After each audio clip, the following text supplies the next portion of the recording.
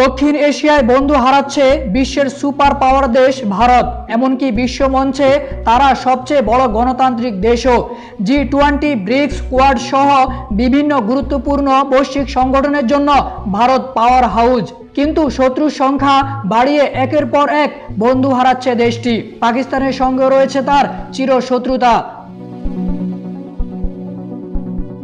মোহাম্মদ মইজু মালদ্বীপের প্রেসিডেন্ট নির্বাচিত হওয়ার পর তার দেশ থেকে ভারতীয় সেনাদের প্রত্যাহার করে নেয়ার আলটিমেটাম দেন। ভারত তাদের সেনাদের প্রত্যাহারও করে নেয়। আফগানিস্তানে তালেবান ক্ষমতায় আসার পর সেখানেও ভারতের কর্মকাণ্ড নেই বললেই চলে। দক্ষিণ এশিয়ায় ভারত যে ক্রমাগত পরাজিত হচ্ছে তার বড় প্রমাণ মালদ্বীপ থেকে ভারতীয় সেনা প্রত্যাহারের মধ্য দিয়ে। সবশেষ ছাত্র জনতার অভ্যুত্থানে পালিয়ে নয়াদিল্লিতে আশ্রয় নেয়া শেখ হাসিনাকে সঙ্গে নিয়ে বাংলাদেশের বিরুদ্ধে নানা ইস্যুতে ভারত চালিয়ে যাচ্ছে প্রোপাগান্ডা। আর এ নিয়ে বাংলাদেশের সঙ্গে ভারতের অবস্থাও টালমাটাল। অথচ আওয়ামী লীগের সময়ে যখন বিশ্বজিৎকে দিনের বেলায় প্রকাশ্যে কুপিয়ে হত্যা করা হলো, তখন পশ্চিমবঙ্গের শুভেন্দু, মমতা কিংবা কোনো হিন্দু সম্প্রদায়ের কাউকে টু শব্দটিও করতে শোনা যায়নি। বিশ্বজিৎ কি হিন্দু সম্প্রদায়ের নন? তাহলে কেন তখন হিন্দু নির্যাতনের অভিযোগ তোলা হয়নি?